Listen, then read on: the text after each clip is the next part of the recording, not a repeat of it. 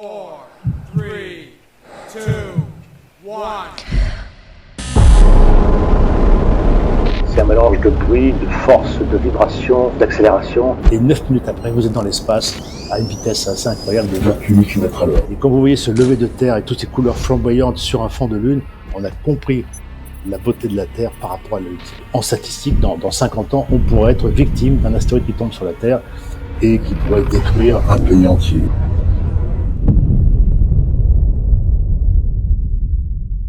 Donc on est parti pour tous les auditeurs et pour toutes les personnes qui nous regardent. Alors voilà, comme je disais, donc c'est la première personne, donc je décris Michel en fait directement à sa place. N'hésitez pas, Michel, à la sortie de ce petit discours qui j'espère vous plaira, de me corriger sur certaines choses. Alors, je prends des notes en même temps. J'ai oublié. Ça marche, y a pas de souci. Alors, bonjour à tous, ici Michel Tonini, enchanté de faire la connaissance de tous les fidèles auditeurs de Toms aujourd'hui. Durant cette heure très écourtée, du coup, je vais vous apporter le maximum d'apprentissage, d'envie, de sensations fortes au travers de toutes les questions qui me seront posées, mais aussi par l'immensité de mon histoire qui, j'en suis certain, en vaut le décollage. Si vous le voulez bien, maintenant, permettez-moi de commencer depuis les prémices de mon enfance. J'ai à 7 ans conduit mon premier avion. Ni accompagné et ni dans les airs. C'était simplement au sein d'une vieille carlingue rouillée, d'un vieil aéronef à hélice, à l'abandon dans un champ, non loin de mon école. Durant ces différents instants, je viens à comprendre à travers chaque odeur, chaque sensation que cette ancienne carcasse ferrée dégageait, que j'étais prédestiné à faire un métier, à accomplir une vocation, un rêve. Celui d'être pilote de ligne ou bien encore ingénieur en aéronautique. Un contexte dans lequel j'ai grandi, puisque mes deux parents travaillaient au sein de la société intitulée Air France en tant que contrôleur aérien ainsi que secrétaire. Tout cet amour que j'avais pour l'aviation n'était qu'engrangé par la prestance, le charisme, la prouesse ou bien encore le courage de tous ces pilotes de ligne que mon père fréquentait et des missions d'aviation qui leur étaient confiées.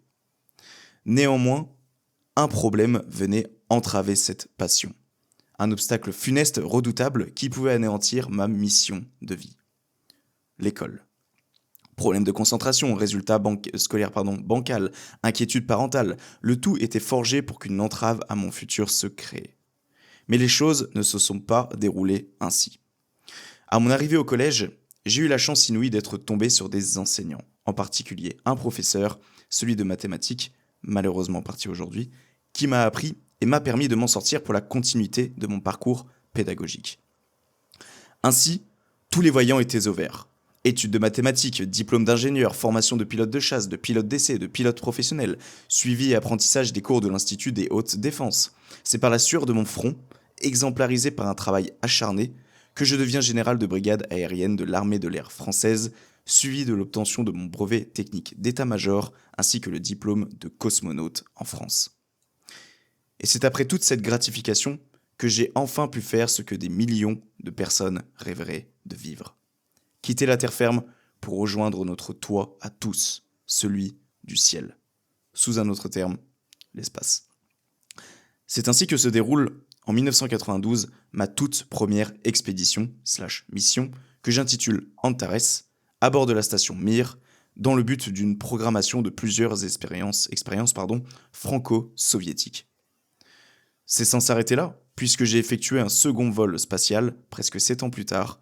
Cette fois-ci, l'objectif était d'aider au déploiement du satellite que je nomme Chandra, afin d'observer de manière plus approfondie, par l'intermédiaire d'un télescope, tous ces phénomènes aussi incroyables soient-ils. Les trous noirs, les quasars qui y sont associés, je viendrai vous expliquer tous ces termes en aval, ou bien encore des explosions stellaires, sans parler de la beauté indéfinissable de l'univers en parallèle. C'est ainsi que j'ai pu faire partie, avec cette reconnaissance éternelle, des 10 Français dans l'histoire de l'humanité qui ont eu la chance de voyager dans l'espace. C'est à travers chacune de ces expériences, pour certaines indescriptibles, que j'ai décidé d'en délivrer une partie, parmi mes 2 livres, dont un que j'intitule « Un café dans l'espace ».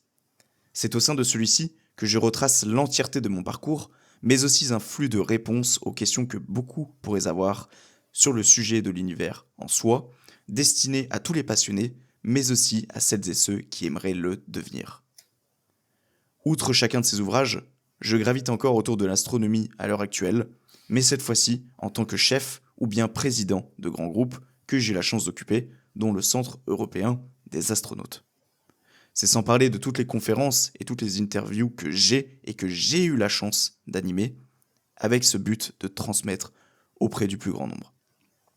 Certes, je n'ai peut-être plus cette chance de pouvoir pratiquer aujourd'hui, de ressentir ces différentes sensations avant et durant un décollage, de capturer tous ces souvenirs une fois là-haut, accumulés et gravés à jamais dans ma mémoire, d'avoir ces yeux ébahis par la beauté, l'immensité et l'infinité qui est celui de l'univers, d'être comblé par ces milliards d'étoiles, encore plus rayonnantes soient-elles que lorsque nous sommes sur Terre, d'avoir cette pensée incessante qui est celle de cette gratification impérissable, celle d'avoir vécu mon rêve. Un fantasme que des millions d'individus auraient aimé vivre à ma place, mais parmi lesquels je me suis frayé un chemin pour y parvenir. Mesdames, Messieurs, ici Michel Tonini, enchanté de faire votre connaissance. Bonjour, merci beaucoup. Est-ce que ça a été, Michel? Très très bien, parfait. Bon. Mieux que ce que j'aurais pu dire. Ah, bon bah écoutez, c'est le meilleur compliment qu'on puisse me faire alors dans ce cas-là. C'est super. On sent la fibre du littéraire. Ah, bah j'aime beaucoup la langue française et les mots qui... On sent la fibre littéraire perçue par la fibre mathématique. Deux mondes qui se rencontrent. C'est super. Bah ça tombe bien, Michel. On va commencer donc cette petite entrevue par une petite question que j'avais au sujet de votre parcours scolaire. Oui. Comment ça s'est déroulé au début, ou du moins comment vous avez vécu cette période où les résultats n'étaient pas forcément en votre faveur? Et est-ce que ça a conduit en fait à un moment donné à briser ce rêve qui était celui d'être pilote? C'était beaucoup d'inquiétude parce que finalement mon père travaillait comme opérateur de morse pour les avions de ligne d'Air France qui à D'accord. l'époque ne communiquaient pas à la voix mais en morse. Et donc pour cela il était dans les bases de réception de radio qui étaient dans des pays soit en Martinique, soit à Dakar, soit à Brazzaville. Et moi je le suivais, donc je suivais mes parents. Et c'est vrai que j'avais pas une scolarité, comment dirais-je, de suivi parce qu'on faisait 2-3 ans à l'étranger, puis 1 an en France, 2-3 ans à l'étranger, 1 an en France. Et je pense que dans cette période initiale, lorsqu'on est très jeune, on a peut-être besoin de stabilité géographique pour y arriver. Je sais que les professeurs venaient irrégulièrement. Les classes, quand j'étais à Dakar, les classes étaient vraiment hyper bondées, donc c'était pas les conditions idéales. Et moi, j'étais inquiet, donc je me suis dit, bon, bah, je vais pas y arriver. Je voulais bien faire, j'avais l'envie de bien faire, mais je n'y arrivais pas. Voilà.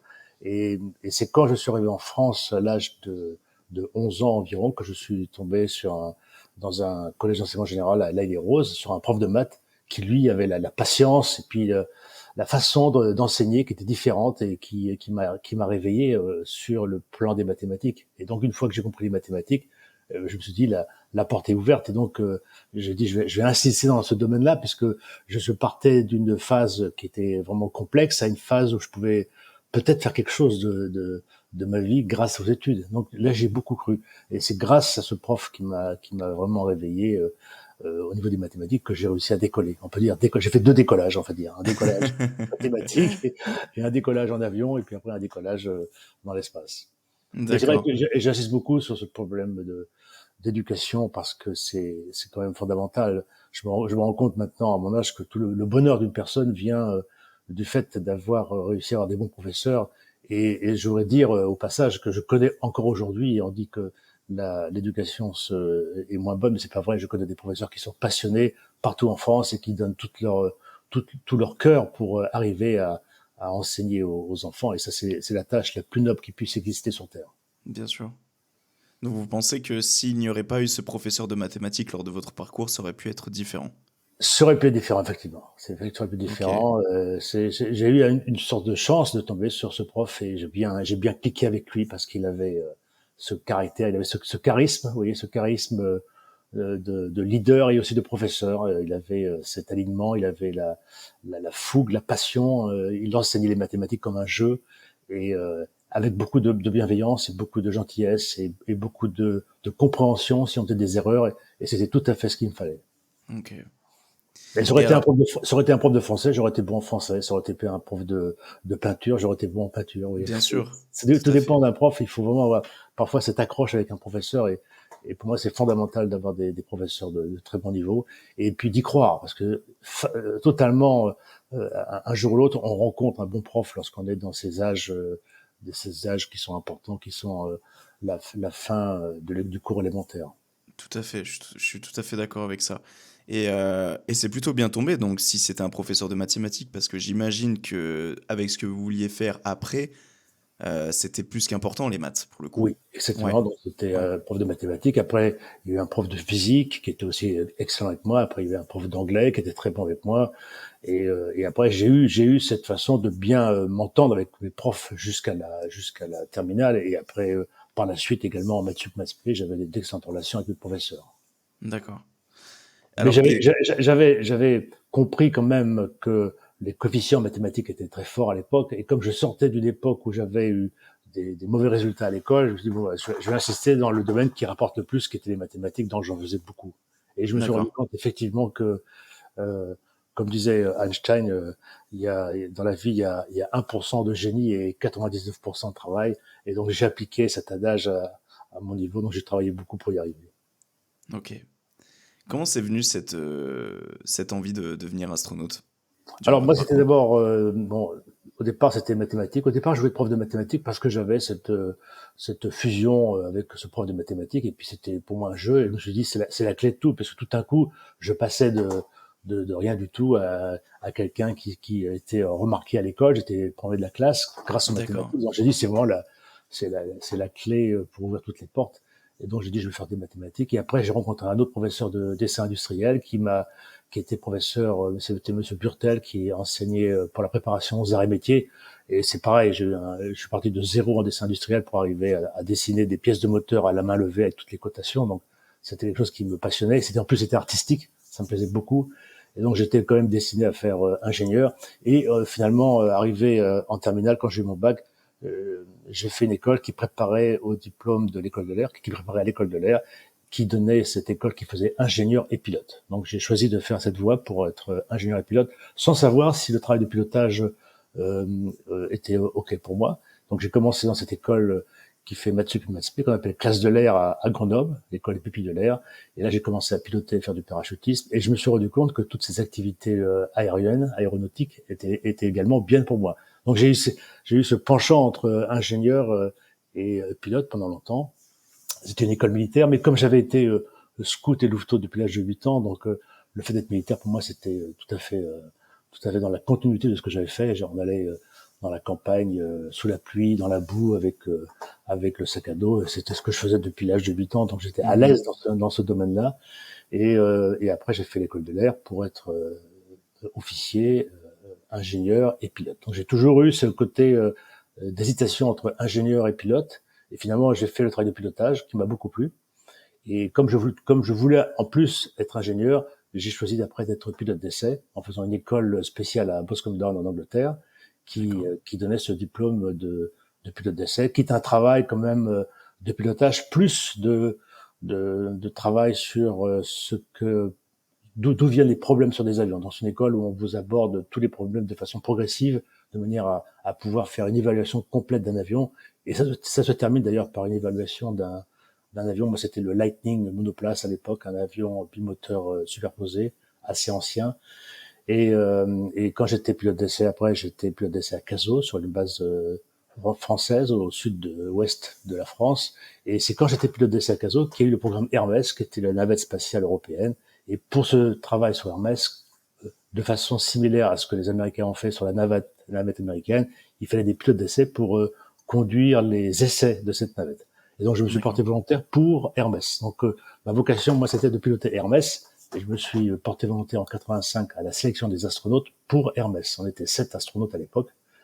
Et ensuite, je devais partir faire un entraînement avec les Américains pour voler sur la navette spatiale dans le cadre d'Hermès, mais la navette a explosé Challenger en 86. Donc au lieu de partir aux États-Unis, je suis parti en Russie avec Jolo Chrétien et j'ai fait un entraînement avec lui, puis un deuxième entraînement pour voler en 92. Donc finalement, je voulais faire Hermès et voler avec la navette. Et finalement, j'ai fait un vol avec les Russes. Et après mon vol avec les Russes en 92, cette navette a été abandonnée parce que le poids avait augmenté de façon énorme et le programme ne pouvait plus se faire. Donc le programme a été arrêté en 92, ce qui fait que j'avais plus de programme du tout et je n'avais plus de vol devant moi du tout, sauf que les Russes et les Américains ont commencé à signer leur accord de coopération en 1993. Et comme la NASA était assez inquiète sur cette coopération entre deux pays qui n'étaient pas forcément franchement copains, la NASA nous a demandé, à Jean-Luc Chrétien et moi-même, de partir à la NASA pour les aider dans cette coopération. Et j'ai fait un deuxième vol sur la navette américaine en 1999 où on a déployé un télescope de rayon X qu'on appelle Chandra. D'accord. Voilà, mes deux vols sont faits tout à fait à l'envers de ce qui a été prévu au départ. Le chemin que j'avais, c'était ingénieur, puis pilote, puis Hermès, mais Hermès ne s'est pas fait. Donc au lieu de faire un vol avec les Américains, j'ai d'abord fait un vol avec les Russes, et finalement j'ai fait un vol avec les Américains par la suite. D'accord, je vois, ok, oui. Dû à des tensions un petit peu entre politiques, si je puis dire. Je sais pas si Oui, c'est forcément. c'était pas une tension, c'est que les Russes, les Américains étaient inquiets. Ils se disaient, D'accord. comment on va faire? C'était quand je suis arrivé à la NASA en 95, les Américains disaient, bon, on pourrait jamais y arriver, ce sont nos ennemis de façon historique, donc on va pas y arriver. Donc moi j'étais là avec Chrétien pour les rassurer sur cette coopération et ça a marché puisque la coopération existe encore aujourd'hui. Donc c'est une coopération qui fonctionne très très bien parce que dans ces corps de métier, quand vous êtes pilote ou astronaute, eh bien le corps de métier passe avant les tensions politiques. On est d'abord Bien pilote, sûr, après on est tout à fait. dans son idéal politique. J'ai une question peut-être un peu enfantin, mais qui me tient à cœur quand même de vous la poser. Ça a été quoi votre sensation quand vous avez eu votre tout premier décollage? Alors, c'est d'abord beaucoup d'entraînement. Hein. Moi, c'était 7 ans d'entraînement pratiquement tous les jours, de façon assez intense avant le D'accord. décollage. Donc, tout se fait au simulateur. Et le simulateur représente quand même de façon assez fidèle ce que c'est ce qu'est le vaisseau avant le décollage. Sauf que on n'a pas les vibrations, le bruit et la sensation vraiment du décollage. Donc, il y a l'appréhension, bien sûr. Il y a l'appréhension au décollage. Et, et on est rassuré par le fait que vous êtes en équipage. Moi, j'étais avec 2 Russes, dont un qui était commandant de bord, qui avait déjà volé 3 fois avant moi, donc il connaissait un petit peu toute la procédure avant, ce qui était rassurant. Donc, il pouvait me dire, cette phase va se passer à tel moment. Donc, on était assis dans le vaisseau avant le décollage, 2h30 avant le décollage. D'accord. Et toutes les procédures que nous faisons sont accompagnées d'un cérémonial qui est extrêmement précis. C'est disséqué à la seconde près. Et tout ce cérémonial vous rassure un petit peu dans le sens où il n'y a pas de temps mort dans votre journée du décollage jusqu'au moment où vous arrivez dans la fusée. Et là, il y a les vérifications avant le décollage. Donc, il y a une appréhension et après, il y a le décollage proprement dit. Donc, c'est un moment qu'on a attendu. Donc, on l'a rêvé avant, on l'a imaginé avant. Donc, c'est un mélange de bruit, de force, de vibration, de puissance au décollage, d'accélération. Et ça passe assez vite quand même. On aimerait que ça se passe plus lentement, mais le décollage ne dure que 9 minutes. Donc pendant 9 minutes, vous êtes propulsé du sol dans l'espace et 9 minutes après, vous êtes dans l'espace à une vitesse assez incroyable de 28 000 km à l'heure. Donc ça fait vraiment très très vite. J'avais jamais été aussi vite de ma vie. Quand on a passé Mach 2, Mach 3, c'était les vitesses que je faisais en avion de chasse, mais après Mach 3, ça continue d'accélérer. Et c'était impressionnant de voir la vitesse horizontale qui continue d'accélérer tout le temps pour arriver à cette vitesse magique d'équilibre de 8 km par seconde. C'est incroyable, vraiment, j'ai pas d'autres mots là pour le coup. Est-ce que vous aviez à un moment un sentiment une certaine peur que il arrive un incident lors du décollage? Parce que j'ai déjà vu des choses qui sont passées, des explosions, malheureusement, les gens qui étaient à bord de ces vaisseaux où en Alors, fait, ils allaient pas enfin, ça allait pas au bout en fait. Est-ce que vous aviez alors peur de ça? c'est vrai que j'ai essayé d'analyser un petit peu la peur qu'on peut avoir. Vous savez, on décolle de Baïkonour. Quand je décollais en Soyouz, c'était du décollage de Baïkonour au Kazakhstan. Mhm. Et le décollage se faisait pour moi au mois de juillet, fin juillet. Mais juste avant le décollage, 3 mois avant le décollage, on va voir le décollage du collègue qui va décoller avant nous. Il y a un décollage tous les 3 mois environ.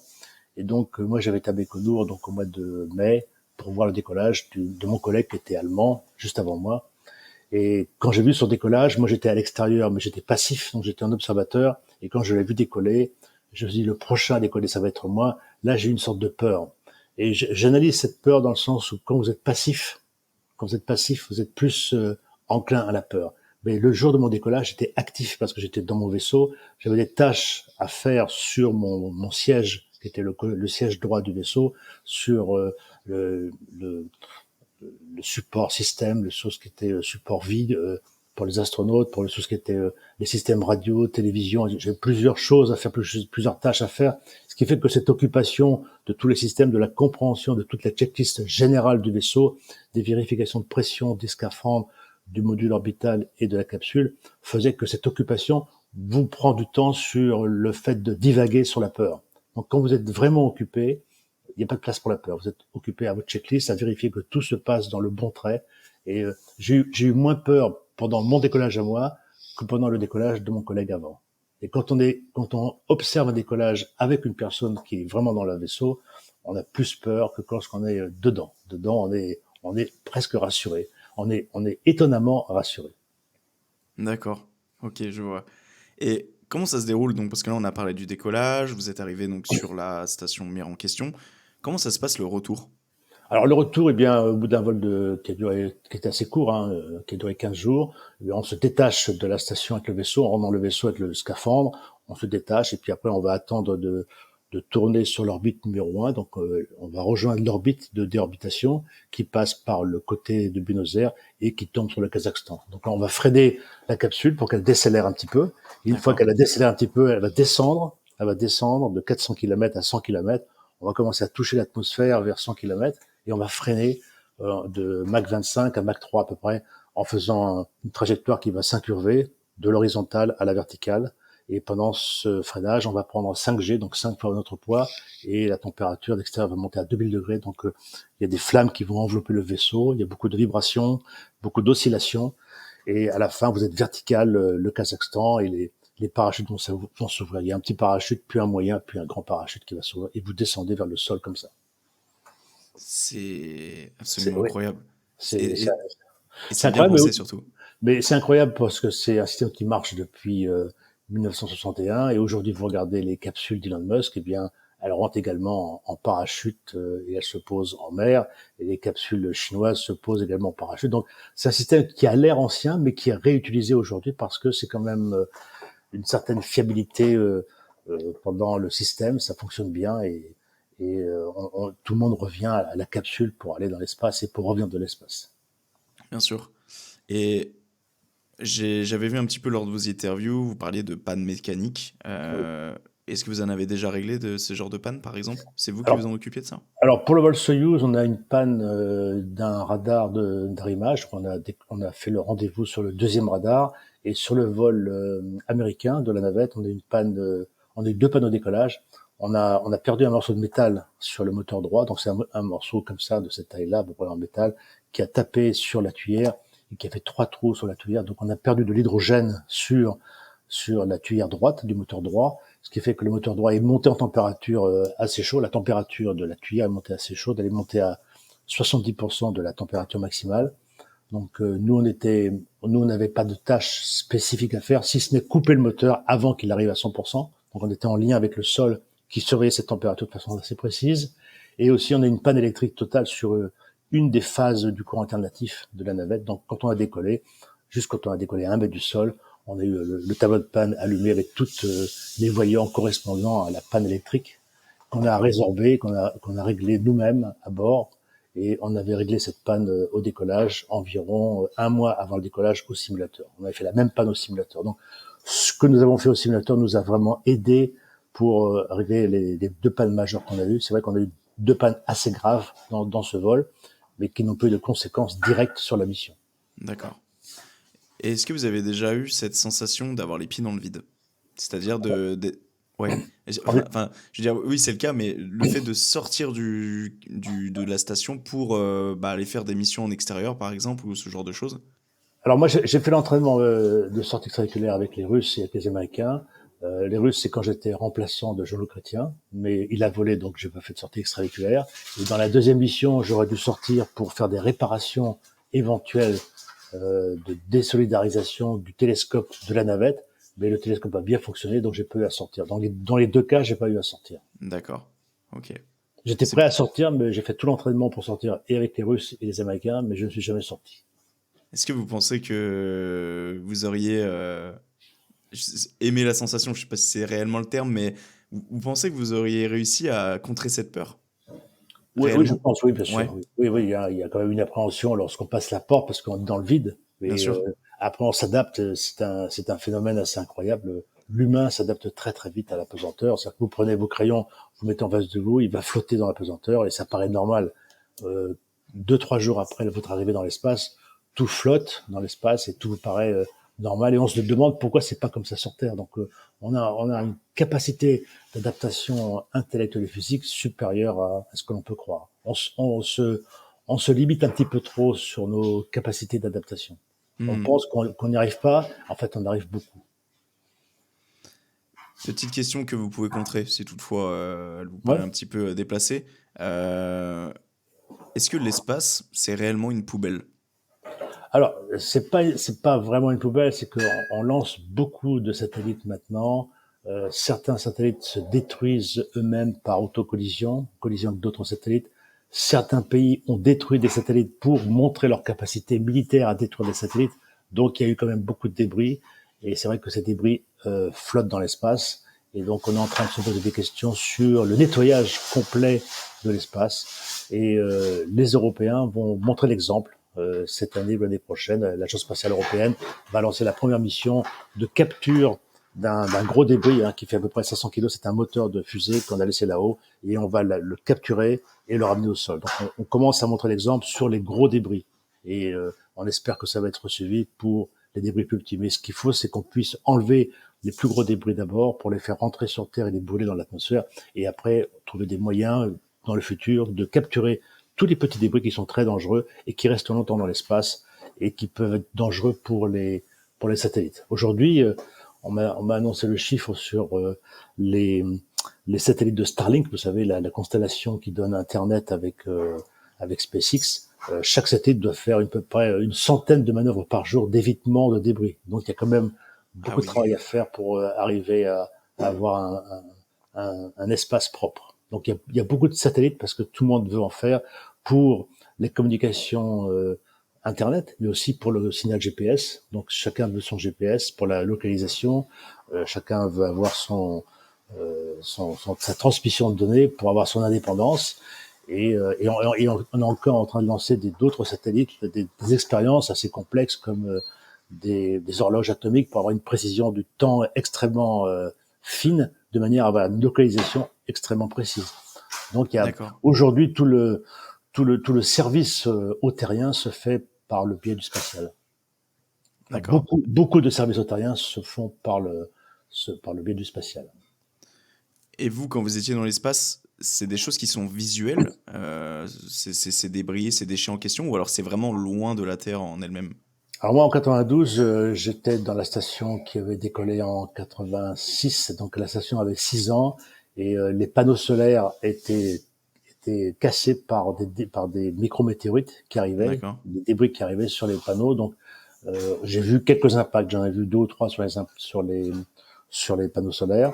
Après, j'ai vu des débris sur les hublots. Les, D'accord. les, les débris arrivent dans les hublots. Heureusement, les hublots sont assez épais, ils sont en plusieurs épaisseurs, donc le débris rentre sur la première épaisseur, mais ne rentre pas dans la station. Mais j'ai vu plusieurs traces quand même de débris. Donc c'est pour ça qu'aujourd'hui, dans les stations, on a des protections en métal qui ferment les hublots pour pas qu'ils s'abîment. Et les panneaux solaires sont prévus pour être remplacés régulièrement lorsqu'ils sont vraiment usés. Donc les panneaux solaires reçoivent des débris qui les cassent régulièrement. Et quand ils sont cassés, bien, on les rétracte comme un accordéon et on déploie un autre panneau solaire de remplacement par-dessus. D'accord. Qu'est-ce qui se passerait concrètement si un hublot viendrait à casser, par exemple, dans Alors, l'espace? si un hublot arrivait à casser, il y aurait une dépressurisation dans la station. Dans ces cas-là, on a des procédures assez précises. C'est-à-dire que les deux équipages vont rejoindre leur vaisseau de secours. À partir du vaisseau de secours, on est prêt à rentrer sur Terre. Le vaisseau de secours, c'est considéré comme le safe haven, c'est-à-dire la partie où on est vraiment en sécurité dans la station. De ce vaisseau de secours, on va faire l'analyse des pressions dans chaque élément de la station. On va pouvoir fermer les portes de tous les modules de la station et savoir dans quel élément est la fuite. À ce D'accord. moment-là, on va regarder le delta P, c'est-à-dire la vitesse à laquelle la fuite descend. Et à ce moment-là, si la fuite descend de façon relativement calme, on peut ressortir du vaisseau, aller dans ce compartiment, et si la fuite est vraiment légère, on peut essayer de réparer, d'identifier l'endroit où est la fuite et de la réparer. Si la fuite est vraiment très très rapide, on laisse cette partie du vaisseau complètement isolée. C'est arrivé sur la station Mir d'ailleurs, et ce vaisseau, cette partie du vaisseau, ce module ne sera plus utilisé du tout. Et si la fuite est vraiment très très grave et très rapide dans toute la station, la consigne c'est de prendre les vaisseaux et de rentrer sur Terre. Mais ça n'est jamais arrivé non plus. D'accord.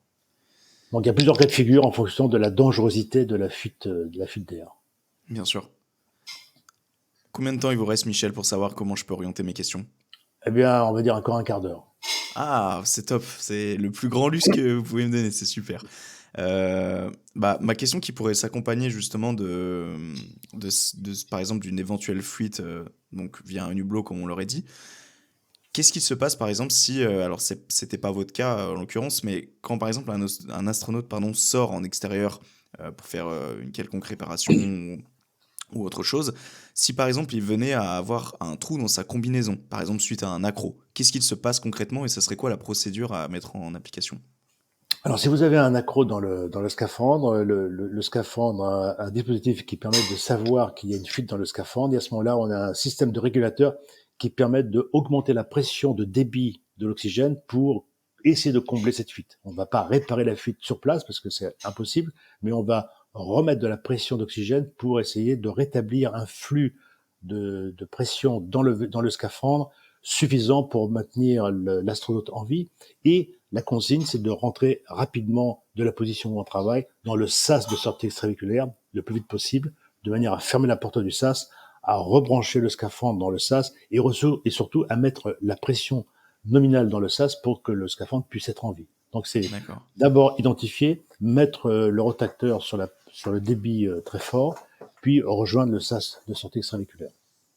Alors il n'y a jamais eu d'accident en sortie extravéhiculaire, sauf avec un collègue italien qui a eu de l'eau qui est sortie de son évaporateur qui reprend l'humidité du corps, et l'eau a commencé à monter sur sa tête et a commencé à passer au-dessus de sa tête et à redescendre sur ses yeux, et donc il a failli se noyer, donc il est rentré rapidement dans le sas avec son collègue et il s'est remis en position normale, avec une pression normale dans le sas de sortie extravéhiculaire. Donc c'est arrivé une fois, c'était assez grave quand même. Une sacrée pression, ouais, j'imagine, ouais. Surtout quand on se retrouve les pieds dans le vide, en plus de ça doit pas forcément être la meilleure des sensations. Est-ce que vous avez déjà... est-ce que vous êtes nostalgique, Michel, de tout ce que vous auriez vécu et... Oui. Alors, pour moi, la nostalgie, non, parce que finalement, moi, je suis content de l'avoir fait. Donc, c'est pas de la nostalgie, c'est surtout... c'est un bonheur d'avoir été le témoin d'une expérience extraordinaire et surtout d'une expérience qui va servir à faire les charpentes de l'édifice que nous ferons dans l'espace dans le futur. Donc aujourd'hui, on a travaillé sur des vols de courte durée, sur des stations spatiales. On fait des stations spatiales de plus en plus grandes. On fait des stations spatiales internationales et ça fonctionne bien pour faire une installation sur la Lune qui, je l'espère, sera aussi internationale. Et après, on fera une exploration sur Mars pour connaître les secrets de Mars, l'historique de Mars et savoir pourquoi la vie a disparu sur Mars pour mieux protéger les terriens étant donné l'analogie qu'il y a entre Mars et la Terre. Donc pour moi, je suis content de faire partie de ces explorateurs qui permettent de faire avancer un petit peu les choses pour arriver dans le futur, et sachant que c'est très complexe, c'est coûteux, c'est dangereux, donc il faut y aller tout doucement, step by step, pour arriver à faire un travail correct. Et donc, c'est pas de la nostalgie pour moi, c'est vraiment une fierté et surtout un bonheur de l'avoir expérimenté moi-même plutôt que de l'entendre par les autres. Donc, j'ai pu être le témoin de cette formidable aventure d'aller dans l'espace qui continue encore. C'est magnifique. Une petite question que j'ai oublié de vous poser qui me paraît quand même essentielle et que j'ai pas l'honneur de poser à tout le monde tous les jours. Qu'est-ce que ça fait de voir la Terre pour la toute première fois? Alors ça, c'est une question absolument incroyable parce que rappelez-vous, dans la mission Apollo 8 ou Apollo 9, les astronautes étaient partis en vaisseau Apollo, ils avaient quitté la Terre pour faire le tour de la Lune, et donc on était parti pour chercher la Lune et pour trouver la Lune. Et quand ils font le tour de la Lune, ils aperçoivent cette image qui est absolument incroyable. C'est un lever de terre sur un fond de Lune. La Lune, quand on est sur Terre, on la voit jaune avec un petit croissant, donc elle est presque romantique. On la rend jolie. On nous la fait jolie à nous, mais quand vous la voyez en vrai avec les couleurs naturelles, c'est un gris qui est absolument pas très beau. C'est un gris qui n'est pas lumineux. C'est triste comme tout. Et quand vous voyez ce lever de terre avec toutes ces couleurs flamboyantes sur un fond de Lune, alors on a compris que la Terre était très très belle. Donc on est parti pour trouver la Lune et finalement on a compris la beauté de la Terre par rapport à la Lune. C'est du relatif par rapport à la. Et quand on voit cette Terre sur un fond de Lune, on s'aperçoit qu'elle est vraiment extrêmement jolie. Et donc c'est des et ce qu'on appelle overview effect, hein, c'est la façon de voir toutes ces couleurs chatoyantes qui sont extrêmement belles, qui sont religieusement belles. Vous avez ce sentiment, dès lors que vous avez vu la planète Terre, d'un certain gâchis, d'un sentiment de on prend pas assez soin de notre planète en général? Alors ça rentre dans tout le chapitre de l'écologie et Bien sûr. moi je pense à mon niveau que l'écologie est très importante et nous-mêmes à son hôte on donne l'exemple au niveau écologique. Par exemple, on a droit dans l'espace à 5 litres d'eau par jour et par personne. Sur Terre, la moyenne c'est 150 litres d'eau par jour et par personne, mais les gens dépassent jusqu'à 300 litres. Donc il y a pas assez d'économies faites sur Terre. Nous par exemple, on a de la nourriture lyophilisée dans l'espace. Chaque tube ou chaque sachet de nourriture que l'on commence, on doit le terminer. On ne jette aucune nourriture. Donc on fait extrêmement attention à ne jeter jamais de la nourriture, à économiser l'eau. Et le modèle que nous avons là-haut est un modèle d'économie qui est bon pour l'écologie. Si on appliquait ce modèle-là sur Terre, eh bien on aurait vraiment des économies sur la nourriture, on ne gâcherait rien, et donc on ferait des économies sur l'écologie aussi, ce qu'on ne fait pas. Donc c'est quelque chose je trouve qui est assez important. Chaque action compte pour l'écologie. Et dans l'écologie, il y a aussi un autre domaine qui est assez important, mais on en parle pas souvent. C'est le fait que si un jour la Terre est tapée par un astéroïde, la température pourrait monter de façon excessive. Et ça rentre pas dans toutes les discussions générales d'écologie, même si les pourcentages d'impact sont rares et sont faibles. Hein, c'est l'ordre d'environ 2 impacts assez importants par siècle. Et donc on pourrait dire que en statistique, dans 50 ans, on pourrait être victime d'un astéroïde qui tombe sur la Terre et qui pourrait détruire un pays entier. Et ça, je pense qu'on fait pas assez attention à cette éventualité. Je pense que nous, on doit se préparer à aller chercher un astéroïde pour y mettre des moteurs et pour qu'on puisse dévier la trajectoire de l'astéroïde pour qu'il ne touche pas la Terre. Donc c'est une mission à laquelle je crois beaucoup. Et même si elle est complexe, je crois qu'un jour, on devra aller vers un astéroïde pour protéger les terriens. C'est super intéressant que vous veniez rapidement sur ce sujet-là parce que c'était une question que je vais vous poser justement et ça m'effraie un peu donc ce que vous dites là dans le sens des astéroïdes etc. 2 par siècle donc 2 astéroïdes qui pourraient en moyenne d'accord. En statistique, on a 2 impacts dangereux par siècle sur la Terre. Ce sont des astéroïdes qui font. Alors on les mesure bien sûr, on les surveille, on surveille ce qu'on appelle les géocroiseurs. Les géocroiseurs font plus de 100 mètres, donc c'est ceux qui sont vraiment très dangereux. Le problème, c'est que la matière d'un astéroïde n'est pas une matière compacte comme un morceau de métal. Ça peut se détacher, ça peut se séparer à un certain moment. Ça peut se séparer lorsque ça rentre dans l'atmosphère en plusieurs morceaux. Donc ça peut être potentiellement dangereux pour beaucoup de régions, bien sûr. Et nous, ce qu'on voudrait, c'est pouvoir installer des moteurs sur différents endroits de l'astéroïde pour pousser la trajectoire de l'astéroïde à façon à ce qu'il ne touche pas la Terre.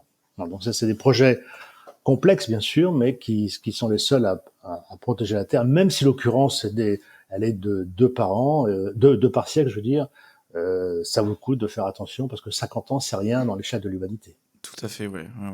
Et maintenant, on a accès à l'espace. On a démontré par nos vols spatiaux qu'on savait intervenir dans l'espace, on savait capturer des satellites, on savait réparer des satellites. On a réussi avec des sondes automatiques à aller viser des astéroïdes, intercepter des astéroïdes, à ramener sur Terre des morceaux d'astéroïdes. Donc tout cela, pour moi, est très important. Ok. Je vous propose de terminer par une petite question. Oui, allez-y. Super. On a encore un petit peu de temps, oui. Oui, allez-y. Ok. Je veux juste pas vous déranger et abuser de votre temps parce que c'est déjà très gentil que vous m'en accordiez. Ça serait quoi le conseil que ou les conseils que vous pourriez apporter à, par exemple, une personne qui aimerait justement faire astronaute. Alors, je sais, c'est le rêve de plein de gosses, c'était mon rêve quand j'étais jeune, c'est le rêve de beaucoup, mais quelqu'un qui aimerait réellement, vraiment le devenir, ce serait quoi les conseils que vous lui donneriez? D'abord, c'est d'y croire, penser que c'est faisable, parce que moi si je l'ai fait, beaucoup de gens pourraient le faire aussi. Et c'est de bâtir un petit peu sa carrière pour le faire. Au début, il y avait que des pilotes de chasse qui faisaient ce travail-là, pilotes de chasse, pilotes d'essai. Puis on a pris des pilotes et des ingénieurs. Aujourd'hui, on prend pilote, ingénieur et scientifique. Donc on a quand même plus de choix qu'auparavant pour être astronaute, mais il faut être dans ce domaine le meilleur. Donc il faut avoir euh, en tant que pilote, il faut avoir le meilleur diplôme, c'est-à-dire pilote de chasse puis pilote d'essai. Si c'est ingénieur, il faut faire une excellente école. Et si c'est un scientifique, il faut être au plus haut niveau de sa science. Et en plus de ça, il faut avoir un deuxième volet qui est un volet opérationnel. Donc si on est, par exemple, ingénieur, avoir une formation opérationnelle, ça peut être faire de l'avion, faire de la montgolfière, faire du sous-marin, faire de la plongée sous-marine, faire du rugby, du parachutisme, enfin quelque chose d'assez opérationnel où on est confronté au stress régulièrement pour prouver que dans l'espace, si on a un problème grave, on saura réagir de façon saine, équilibrée. Et donc, il faut bâtir ces deux choses en parallèle et puis y croire et se présenter aux sélections européennes qui ont lieu tous les 10-15 ans environ. Si vous loupez une sélection, eh bien, vous représentez à la sélection d'après. C'est ce qu'a fait Sophie Adenau. Elle s'est présentée à la sélection que j'ai faite en 2008. Ça n'a pas marché pour elle parce qu'elle était trop jeune. Elle s'est représentée 14 ans plus tard, et là elle est sélectionnée et elle est aujourd'hui à l'entraînement à la NASA pour voler en 2026. Vous voyez, donc il faut y croire, se représenter successivement pour faire le travail, sachant que ce travail d'astronaute va continuer à exister. C'est une profession qui est durable puisque nous avons des projets sur les stations spatiales en orbite basse, les stations spatiales autour de la Lune et la construction du travail et de l'exploration martienne. Donc il y a quand même beaucoup de postes à remplir dans le futur. Et si quelqu'un aujourd'hui veut être astronaute, eh bien le conseil que je lui donne, c'est d'y croire et de mettre tous les bagages de son côté pour y arriver. D'accord. Et sachant que vous étiez à la tête du Centre européen des astronautes, vous avez contribué à la sélection de Thomas Pesquet?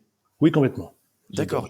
Non seulement j'ai contribué, mais j'ai quitté la NASA en 2003 pour arriver à Cologne en 2003 pour organiser la première sélection européenne globale. C'est-à-dire que nous avons fait la première sélection complète où on a eu tous les dossiers de tous les astronautes européens qu'on a filtrés de façon équivalente. Auparavant, on faisait des sélections par pays et chaque pays envoyait environ 10 meilleurs candidats à Cologne et qu'on faisait une sélection finale. Là, on a fait une sélection homogène sur tous les pays européens. Donc, on a eu à peu près 8400 candidats qui étaient sélectionnés et qu'on a sélectionnés de la même façon. Donc, c'était une sélection extrêmement juste et tous ceux qui ont été sélectionnés dans cette sélection de 2008 ont tous volé dans l'espace 2 fois, une fois ou 2 fois, et tous les vols se passés de façon parfaite. Ils ont été extrêmement bien réussis. D'accord. Donc, 8400, oui, il y a 8400. Et dans la deuxième section où il y avait Sophie Adenau, il y avait 22 000 candidats. Donc c'est une carrière qui monte beaucoup, hein, qui a beaucoup de demandes.